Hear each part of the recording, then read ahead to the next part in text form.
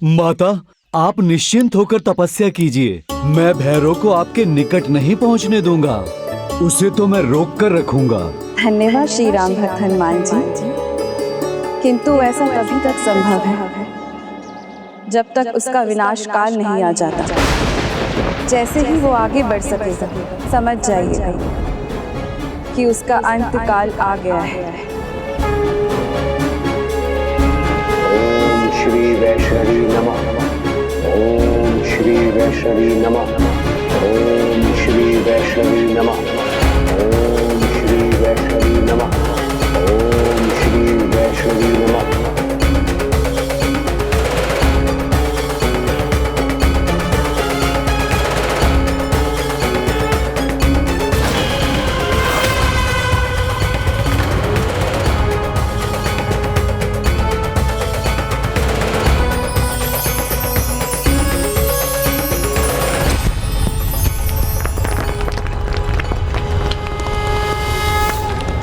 भगवान अपने नियमों का पूर्ण आदर करते हैं, निष्ठा से उनका पालन करते हैं, उन्हें भंग नहीं करते।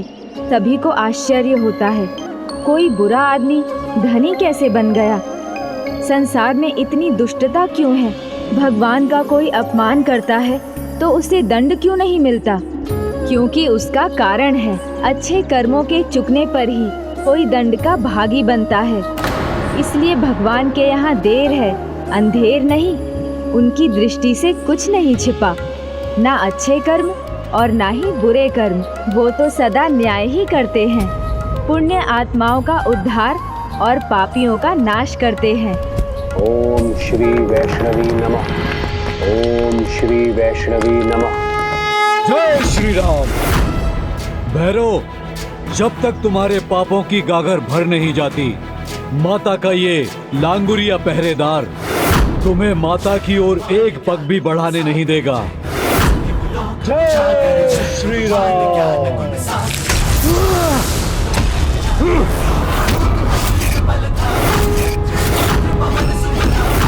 और फिर भैरव ने जितनी भी बार जिस भी पद से त्रिकुट पर्वत पर चढ़ने का प्रयास किया, सदा हनुमान जी को सामने पाया और ये भैरव स्वीकार न कर सका और उसने महाबली हनुमान जी के साथ घमासान युद्ध आरंभ कर दिया। वही भक्त श्रीधर अपनी ध्यान समाधि में लीन थे और माता वैष्णो देवी घोर तपस्या में। ऐसा 9 माह तक चलता रहा।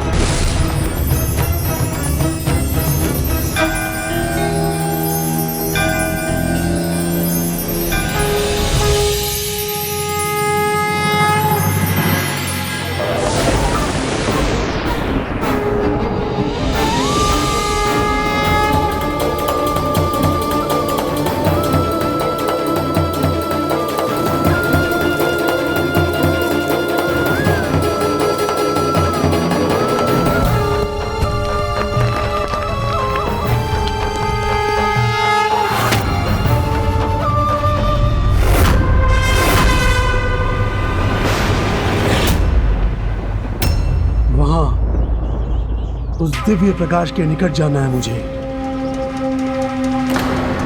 जय श्री राम। मैंने कहा ना, भैरव पराजय स्वीकार करने वालों में से नहीं। मैं तुम्हें तब तक आगे नहीं जाने दूंगा जब तक स्वयं माता की इच्छा नहीं होगी।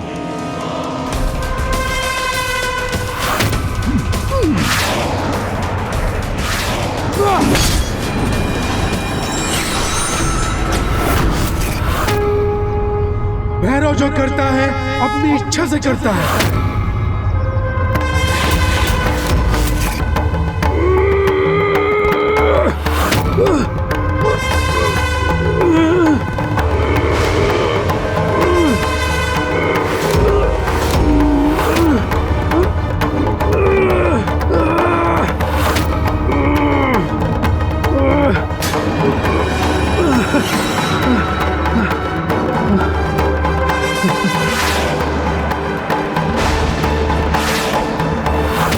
किंतु ऐसा तभी तक संभव है जब तक उसका विनाश काल नहीं आ जाता। जैसे ही वो आगे बढ़ सकेगा, समझ जाइए कि उसका अंतकाल आ गया है।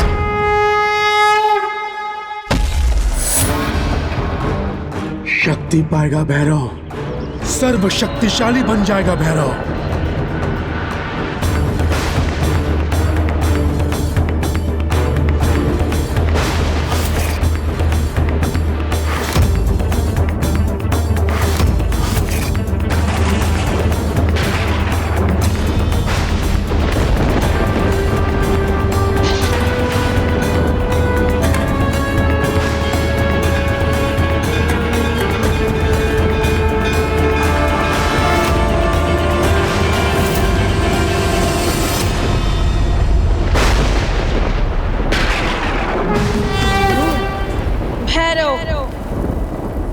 तुम्हारे पापों की गागर भरकर छलक रही है, इसलिए अंतिम बार कह रही हूँ, अपना अंत नहीं चाहते तो अभी भी पीछे हट जाओ।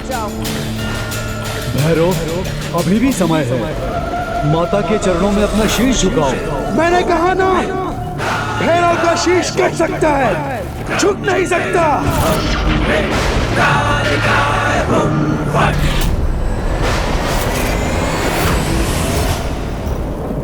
साधक भैरव साधना पूर्ण करेगा, तुम्हारी शक्ति पाकर सर्वशक्तिशाली बनेगा।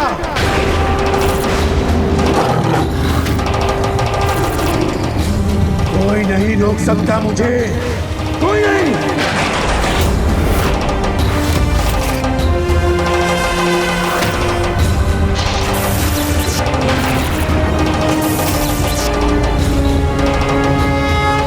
विचित्र थी ये घटना। वो शक्ति का लालची जिस शक्ति के बल पर आगे बढ़ रहा था, उसके स्रोत से भी अनभिज्ञ था और अपार शक्ति की दात्री पर ही प्रहार के लिए उन्मत्त था।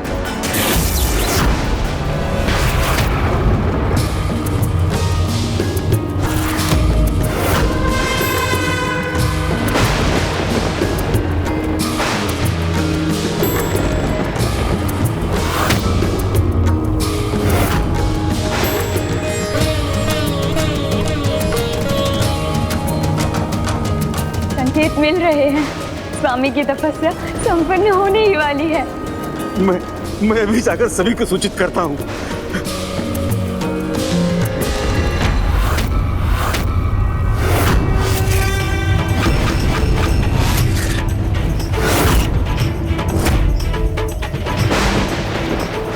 मेरा त्रिशूल ही पर्याप्त है तुम्हें अधीन करने के लिए।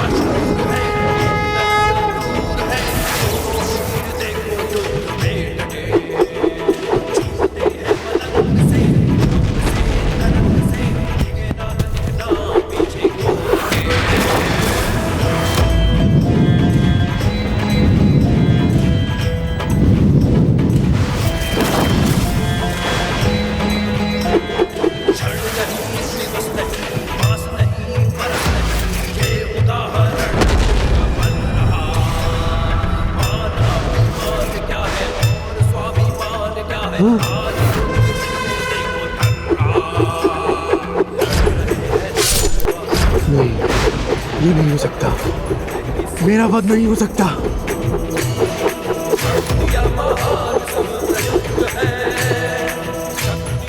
जाने नहीं दूंगा इस अलौकिक शक्ति को।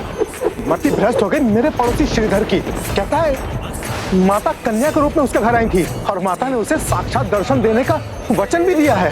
भक्ति से कुछ भी पाना संभव है, किंतु जिसके भीतर पाप हो वो पाता नहीं, केवल होता है।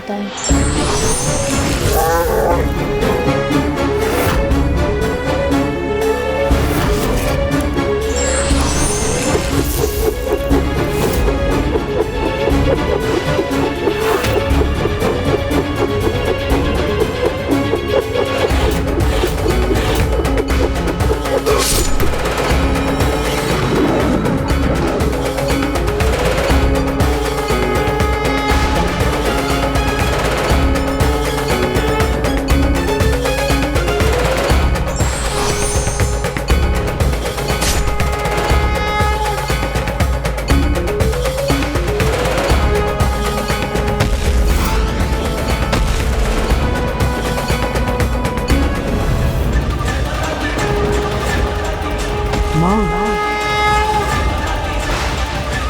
माँ माँ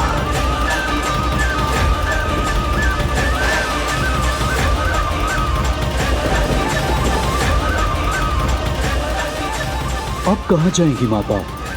उस भक्त के निकट जिसने सदा निष्ठा से माता की पूजा आराधना की है, या उसके पास जिसने अभी अपने अंतिम समय में माता के वास्तविक स्वरूप को पहचाना है?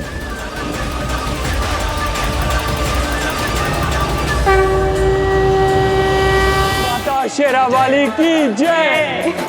जय माता की, बोलो जय माता की। माता, अंततः आपने मेरी बात सुन ली। अपने इस भक्त को पूर्ण स्वरूप के दर्शन देकर आपने कृतार्थ कर दिया मुझे।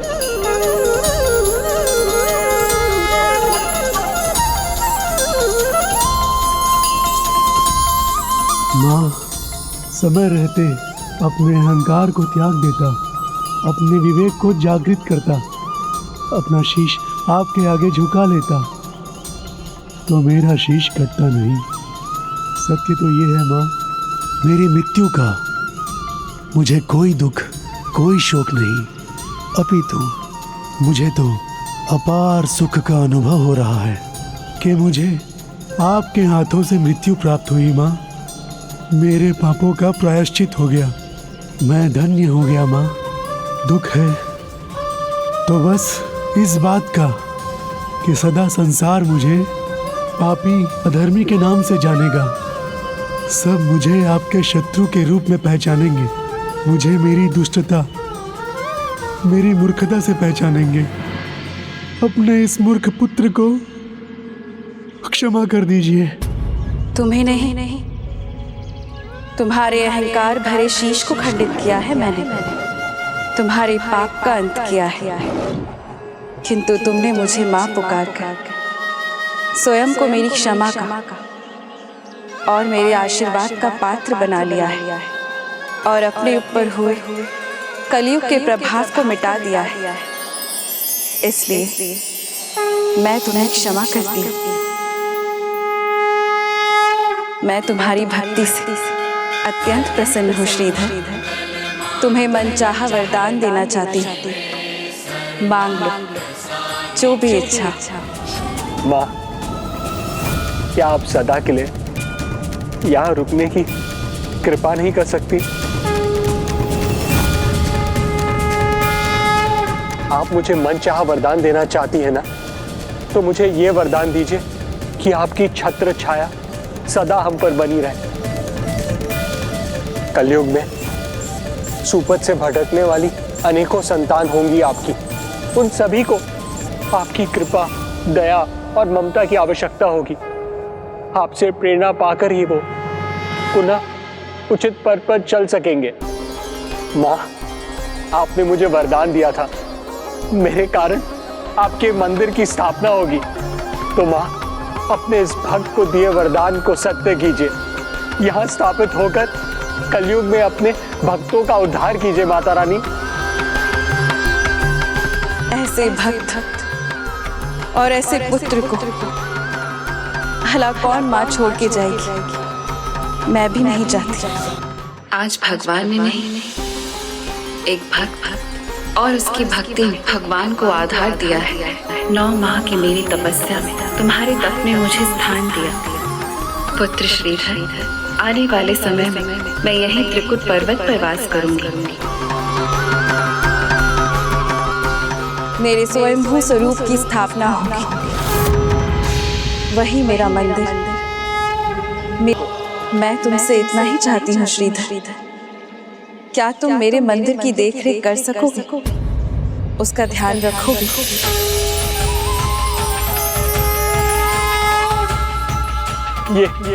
ये तो मेरा परम सौभाग्य होगा माँ। मैं तुम्हें आशीर्वाद देती हूँ पुत्र। तुम्हारे बाद तुम्हारे वंशज मेरे मंदिर में मेरी पूजा करेंगे, और तुम्हारा नाम सदा के लिए मेरे नाम से जुड़ा रहेगा। माँ, वंशज तो क्या मैं अपनी संतान को जन्म दूंगी माँ?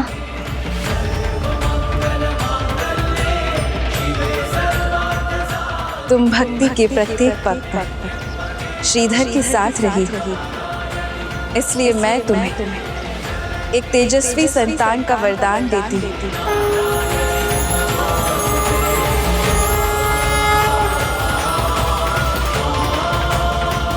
जो कोई भी तुम्हारे समान अडिग विश्वास लेकर मेरे मंदिर की यात्रा करेगा, मेरे उस भक्त को मैं कलयुग के प्रभाव से मुक्त करूंगी और उसकी सभी मनोकामनाएं पूर्ण करूंगी। और भैरव, भूल हो जाने पर प्रायश्चित मुक्ति के द्वार खोल देता है, इसीलिए तुम्हारे दर्शन के बाद ही मेरे वैष्णो धाम की यात्रा को पूर्ण माना जाएगा। मेरे वैष्णो धाम की यात्रा को पूर्ण माना जाएगा। किंतु यदि कोई भक्त शारीरिक रूप से स्वस्थ नहीं है और भैरव धाम अथवा मेरे मंदिर चढ़कर नहीं पहुंच सकता, तो यदि वो यहाँ पहुंच भी जाए जहाँ मेरे पद चिन्ह हैं, तो भी मेरे आशीर्वाद का पूर्ण भागी बनेगा। माँ, बस इतनी कृपा और कीजिए, मेरी देह सदा आपके चरणों में रहे और भविष्य में जो भी भक्त आपके दर्शन के लिए आए वो मेरी इस अभिमानी देह पर चढ़कर आपके दर्शन पाए। माँ, मेरी विनती स्वीकार कीजिए माँ। तथास्तु पुत्र।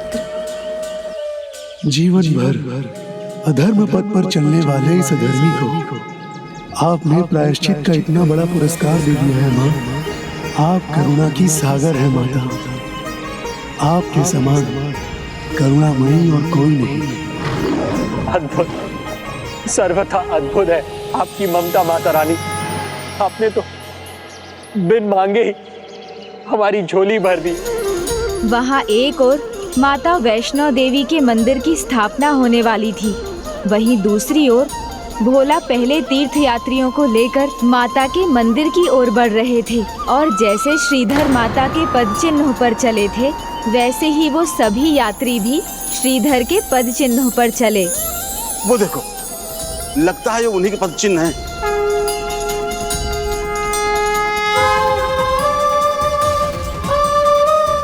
देखा, श्रीधर की तपस्या संपन्न हो गई। अब अवश्य माता जी के आशीर्वाद के अनुसार मंदिर का निर्माण होगा। हमें भी वहां चलना चाहिए। चलिए। जय माता की। माता वैष्णो देवी की जय। माता रानी की जय। माता शेरावाली की जय।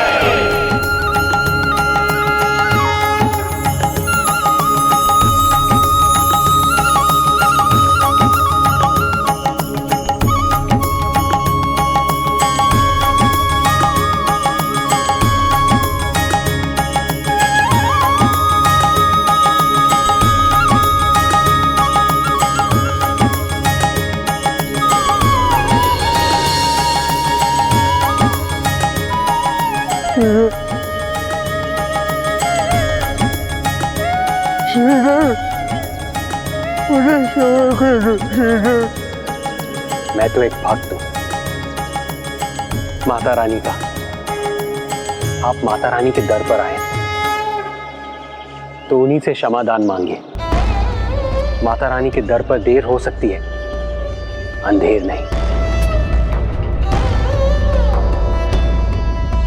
मुझे क्षमा करो माता, मुझे क्षमा करो, मुझे क्षमा करो। माता रानी का आशीर्वाद। माता रानी की जय। माता रानी की जय। जय माता दी। यहाँ मेरा कार्य संपन्न हुआ, किंतु प्रभु श्री राम को दिया वचन नहीं। उन्होंने मुझे अपने अगले अवतार तक माता के साथ रहने का आदेश जो दिया था, प्रभु की आज्ञा के अनुसार मैं लांगुरिया बनकर यहीं माता और उनके भक्तों की सेवा में उपस्थित रहूंगा, क्योंकि भक्तों की सेवा में ही तो माता की सेवा है। और हनुमान जी अभी भी लांगुरिया बनकर माता के मंदिर की रक्षा कर रहे हैं। वहाँ आने वाले भक्तों की सहायता करते हैं और माता के आशीर्वाद के अनुसार श्रीधर को भी शीघ्र एक तेजस्वी संतान प्राप्त हुई, जिसने श्रीधर के बाद माता के मंदिर की देखरेख की बागडोर संभाली। श्रीधर की भक्ति के उदाहरण से यही सीख मिलती है कि सच्ची भक्ति से भगवान के प्रत्यक्ष होने का और उनके आश्रय को प्रकट करने का साधन भी बना जा सकता है। इसीलिए प्रेम से बोले जय माता की, जय माता की, जय माता की।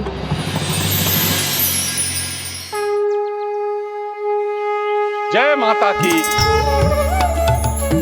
उचित समझा था मैंने। इनके मन का भाव बदल रहा है, भक्ति से परिपूर्ण हो रहे हैं ये।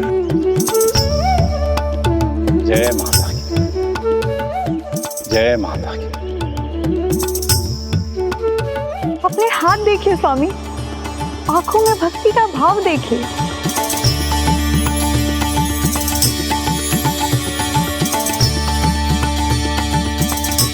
मुझे पूर्ण विश्वास है आप शीघ्र ही इस पिशाच योनि से मुक्त हो जाएंगे।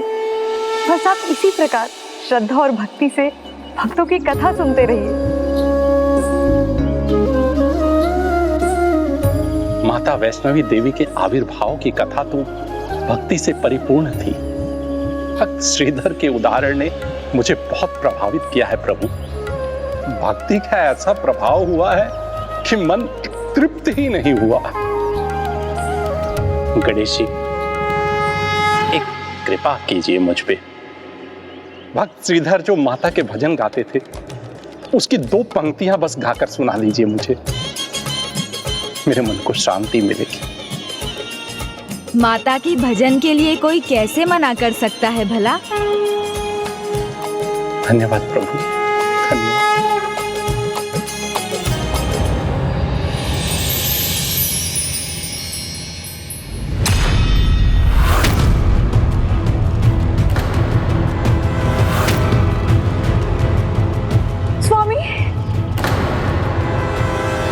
स्वामी तो फिर चले गए प्रभु। शीघ्र ढूंढता हूं मैं किसी को जिसके भीतर छुप जाऊं मैं। इस बार गणेश जी के हाथों में नहीं पड़ूंगा, नहीं पड़ूंगा, कदापि नहीं पड़ूंगा।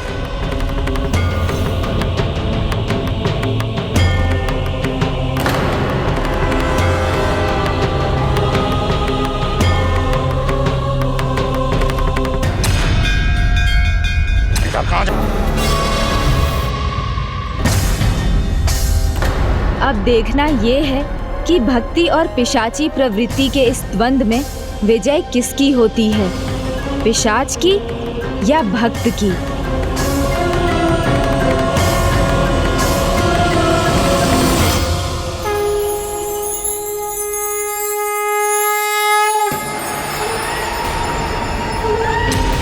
कैसे समझाऊं तुम्हें? तुम्हारा सत्य भक्ति नहीं, पिशाची प्रवृत्ति है। पिशाच हो तुम। भक्ति में बंधन है नियमों का, सात्विक जीवन का बंधन। और एक बार यदि भक्त बन गए तो उन्मुक्त आनंद केवल स्वप्न रह जाएगा। इसलिए भक्ति की मूर्खता मत करो। स्वतंत्र पिशाच रहो, जिसका कोई कर्तव्य नहीं, कोई दायित्व नहीं, जिसका कोई सात्विक जीवन नहीं, जिसकी कोई दिनचर्या भी नहीं।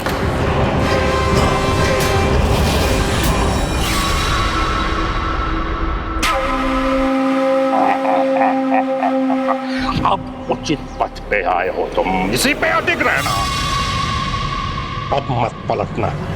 जया मौसी, प्रतीक्षा तो करनी होगी हमें, उनके भीतर के भक्त को उनके पिशाच पर विजय पाने की। यदि ऐसा ना हुआ और उनका पिशाची उन पे हावी रहा तो? अब मेरे कहने का कोई प्रभाव नहीं पड़ता क्या आप लोगों पर? मैंने कहा था ना, चुपचाप एक कोने में दुबके पड़े रहिए। किंतु अब दोनों, आपको तो कुछ ना कुछ करना ही है ना। हम तो बस मंदिर गए थे पिताजी। बस बस चुप हो जाइए। जैसे दादा दादी वैसा ही पौत्र। स्वयं तो भूल करते ही हैं, तुमसे भी करवाते हैं। घर में कार्य अधूरा छोड़कर भला मंदिर जाने की क्या आवश्यकता थी? अब रोने धोने का कोई लाभ नहीं। पता है मुझे, आपकी पुत्री आ रही है ना, इसीलिए हो रहा है ये सब। माँ, बुआ जी आने वाली हैं? हाँ, तो इसमें इतनी प्रसन्नता वाली क्या बात है? और हाँ, अपनी पुत्री के सामने अपना दुखड़ा लेकर मत बैठ जाइएगा। हमारी बुराई मत कीजिएगा, क्योंकि स्मरण है ना, रहना तो आपको हमारे साथ ही है। ये दोनों अपने माता पिता के साथ इतना दुर्व्यवहार कर रहे हैं। माँ, आपके मिट्टी के पात्र कहाँ हैं? वो है बेटा। इन पात्रों को छिपा दो। आज इन्हें हमारे ही समान पीतल के पात्र में भोजन देना।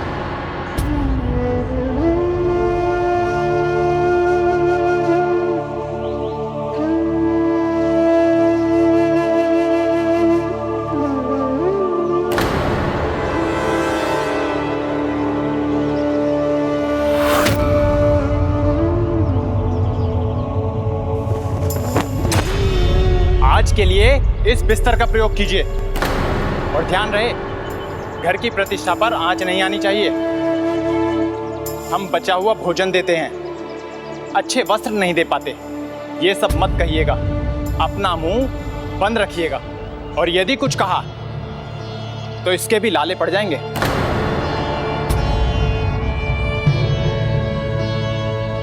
माता पिता जितने कठोर हैं, उनका पुत्र उतना ही कोमल।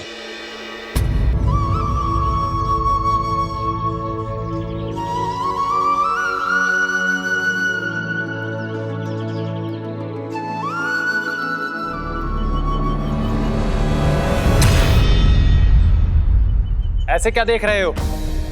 हम कोई अपराध नहीं कर रहे हैं, तुम्हारे भविष्य के लिए ही संचित कर रहे हैं। मैं दीदी जीजा जी को लेने जा रहा हूँ, उनकी नौका पहुँचती होगी। हाँ हाँ, ले आओ। क्या करें, मुझे भी पकवान बनाने का श्रम करना पड़ेगा।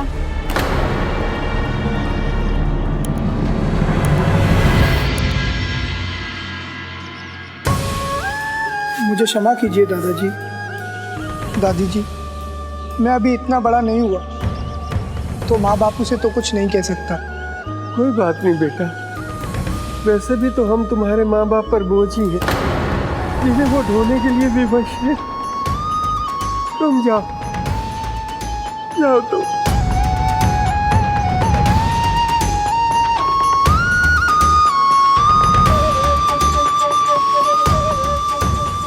स्वयं को बोझ क्यों बुला रहे हैं दादाजी?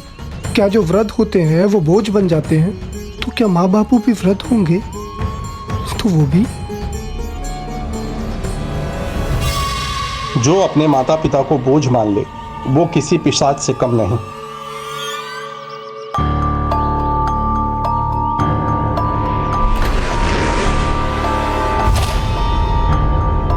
ये क्या हुआ?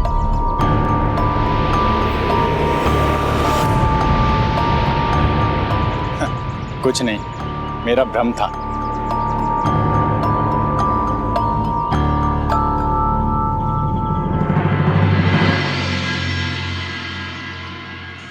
कितना अच्छा होता यदि मैं दादा दादी के लिए कुछ कर सकता। प्रणाम दादाजी, प्रणाम दादी जी।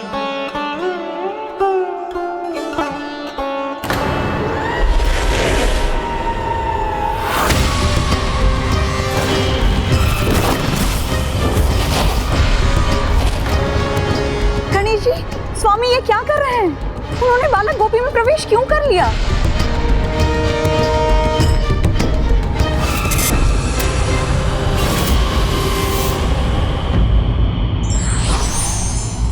आडंबर से सेवा संभव नहीं, अपितु ये धर्म और कर्तव्य का उपहास है, जो व्यक्ति को पाप का भागी बनाता है। विघ्नहर्ता श्री गणेश के अद्भुत शक्तियों से भरे वीडियोस देखने के लिए चैनल को सब्सक्राइब करना न भूलें और साथ ही बेल आइकॉन भी दबाएं।